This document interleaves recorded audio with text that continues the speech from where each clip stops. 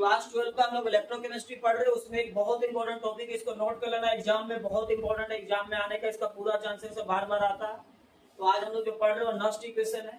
इससे पहले हम लोग इलेक्ट्रोकेमिस्ट्री का और भी बहुत सा वीडियो हम बनाए हैं, तो उसको थोड़ा देख लीजिएगा, जिसमें इलेक्ट्रोकेमिकल सेल के बारे में है ना, डेनियल सेल के बारे में, और उसमें होने वाला रिडक्स रिएक्शन के बारे में, और आपका वहां पर जो हाइड्रोजन इलेक्ट्रोड क्या है, स्टैंडर्ड हाइड्रोजन इलेक्ट्रोड क्या है, cell potential, standard cell potential सब बता दिए हैं। उसको उस वीडियो को इस चैनल में आप जाके देख लो, सब लोड है।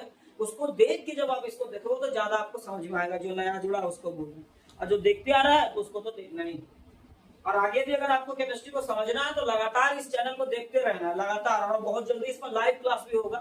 तो आप लोग जल्दी से जल्दी इसको सब्सक्राइब कर दो, शेयर कर दो, और जो भी नंबर है व्हाट्सएप नंबर, उसमें भी आप मैसेज कर सकते हो अपना सिलेबस को, कि आपका सिलेबस में क्या दिया। ठीक है, तो नस्ट इक्वेशन क्या है देखो। नस्ट जो है, Nernst so that for the electrode reaction, अब इलेक्ट्रोड रिएक्शन तो आपको पता है, इलेक्ट्रोकेमिकल सेल में इलेक्ट्रोड रिएक्शन होता है, तो नस्ट इक्वेशन भी इलेक्ट्रोकेमिकल सेल से ही जुड़ा है। तो वहां पर जो इलेक्ट्रोड रिएक्शन होता था, तो आप क्या याद करो कि वहां दो हाफ सेल होता था, एक लेफ्ट में एक राइट में।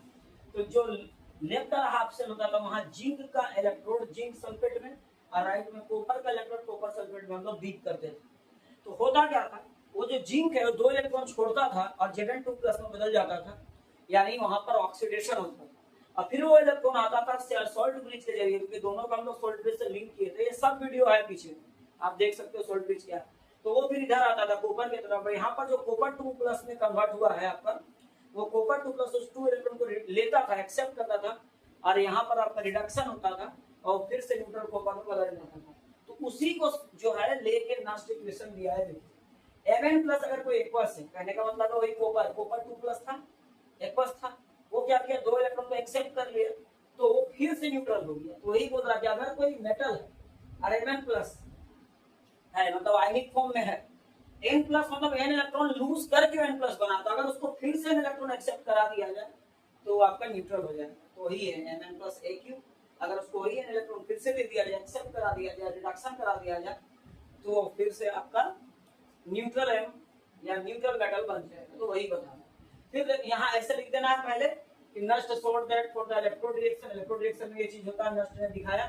फिर नस्ट क्या बोलता है इक्वेशन में बता देना, it calculates the reduction potential EMF दिखा को कैलकुलेट करता है, ये याद रखना। Nernst equation it calculates the reduction potential EMF को निकालता है, रिडक्शन पोटेंशियल को निकालता है किसी सेल का, of an electrochemical cell, reduction potential या ईएमएफ बोल सकते हो सेल का, अंडर नॉन स्टैंडर्ड कंडीशन, मतलब नॉर्मल सा स्टैंडर्ड कंडीशन जरूरत नहीं है, नॉर्मल नॉन स्टैंडर्ड कंडीशंस भी है। अगर वोल्ट में भी आपको निकालना तो आप इससे निकाल सकते हो।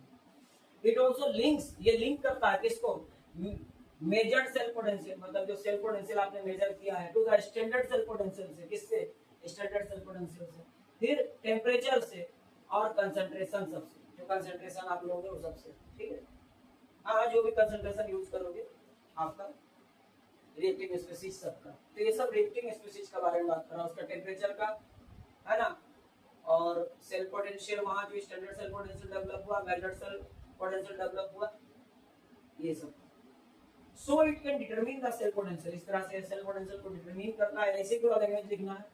It can predict how changes in ion concentration, किस प्रकार से जो आयन, जो कंसंट्रेशन का बात हो रहा है रिएक्टिंग स्पीशीज का, आयन का कंसंट्रेशन का बात हो रहा है, क्योंकि यहाँ पर आयन में बदलता आपको पता चुके हैं पहले भी इलेक्ट्रोकेमिकल सेल में, तो उसी का कंसंट्रेशन का बात हो रहा है, उसका अमाउंट कंसंट्रेशन, उसका कितना मोल जो है उसका कंसंट्रेशन का बात। तो it can determine cell potential, cell potential को डिटरमिन कर सकता है।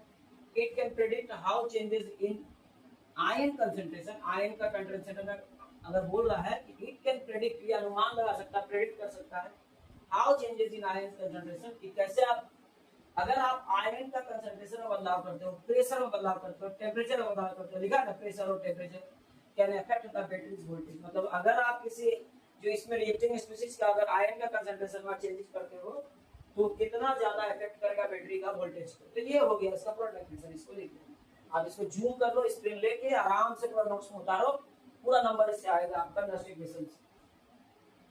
So the electrode potential at any concentration, वो एक चीज और बोला कि जो इलेक्ट्रोड का पोटेंशियल है किसी भी कंसंट्रेशन पर आप निकालो, मेजर करो, with respect to standard hydrogen electrode can be represented by, और आपको पता है पहले भी बताया था कि जितना भी निकलता है वो स्टैंडर्ड हाइड्रोजन इलेक्ट्रोड के रेस्पेक्ट में निकलता है। तो वो ये होता है, ये इसको याद रखना, ई mn plus divided by m। ई क्या है बोलेगा तो यहाँ लिख भी देना है, ई सेल पोटेंशियल है, पहले भी बताए हैं वीडियो में सेल इक्वेशन में। और ई कैरेट क्या है, ई कैरेट जो है ये स्टैंडर्ड सेल पोटेंशियल है। आर क्या है, आर आपका गैस कांस्टेंट है, गैस कांस्टेंट नहीं पढ़े हो तो फर्स्ट ईयर का वीडियो देखना, बताया गैस कांस्टेंट क्या होता है, यूनिवर्सल गैस कांस्टेंट। टी क्या है, टेम्परेचर है। एफ क्या है, फैराडे कांस्टेंट है। एन क्या है, number of moles of electrons है, यहाँ लिख दिया देखो, एन क्या है, number of moles of electron है, transferred in the balance redox reaction, क्योंकि आपको पता है इलेक्ट्रोकेमिकल सेल में रेडॉक्स रिएक्शन होता है। जिंक की तरफ इलेक्ट्रॉन को लूज कर रहा था तो ऑक्सीडेशन, अब कोबाल्ट 2 प्लस इलेक्ट्रॉन को ले रहा था तो रिडक्शन, तो एक साथ हो रहा था दोनों, अब बैलेंस था दोनों तरफ, इसीलिए वो रेडॉक्स रिएक्शन हुआ, क्योंकि ऑक्सीडेशन और रिडक्शन एक साथ हुआ, बैलेंस हुआ। तो बैलेंस रेडॉक्स रिएक्शन में जो भी नंबर ऑफ इलेक्ट्रॉन है ना, number of moles of electron जो ट्रांसफर होगा उसको n से दिखाते हैं, तो ये छोटा n उसी के लिए है, सबको लिख देना है, यहाँ पर छोटा n क्या है वो भी लिख देना, इसको लिख दोगे, फिर इसको लिख दोगे, बगल में इसको दिखा दोगे। अरे देखो ये n प्लस में आपको पता है जो इलेक्ट्रॉन जितना छोड़ा होगा n प्लस लिखे, और जो न्यूट्रल स्टेट में है वो m लिखे, उसको परसेंट का फॉर्म में लिखते हैं।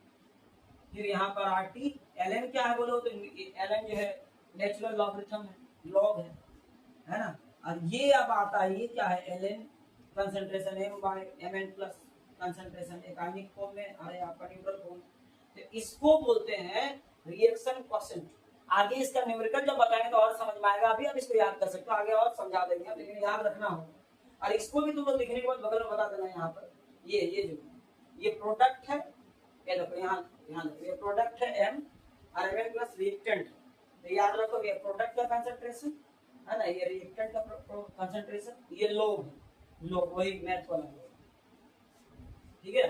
तो इसको अगर हम स्टैंडर्ड फॉर्म में लिखना चाहें तो इसको लिख सकते हैं ई सेल पोटेंशियल, ई कैरेट, ठीक है, माइनस है यहाँ पर RTNF ln, और इसको हम लोग Q भी लिख सकते हैं, इसको Q भी लिख सकते हैं, यही को Q भी लिख सकते हैं, ln m/n प्लस कंसंट्रेशन को ये रिएक्शन कोएफिशिएंट को है, जिसमें प्रोडक्ट का coefficient divided by reactant coefficient होता है, तो ये पूरा आपको लिख देना है, ये नास्टिक क्वेश्चन है। और थोड़ा रेगुलर देखोगे तो समझ में आएगा, और इसके बाद इसका न्यूमेरिकल बताएंगे। इस तरह से केमिस्ट्री में अगर आपको पूरा 70 थ्योरी जो 70 का होता है उसमें 70 आउट ऑफ 70 लाना है, ठीक है, या फिर 100 में 100 भी लाना है प्रैक्टिकल मिला के, तो आप इस चैनल को सब्सक्राइब करो, शेयर करो, केमिस्ट्री का कोई भी प्रॉब्लम है कुछ भी हम इसको बताते जाएंगे, रेगुलर देखते रहो, ठीक है।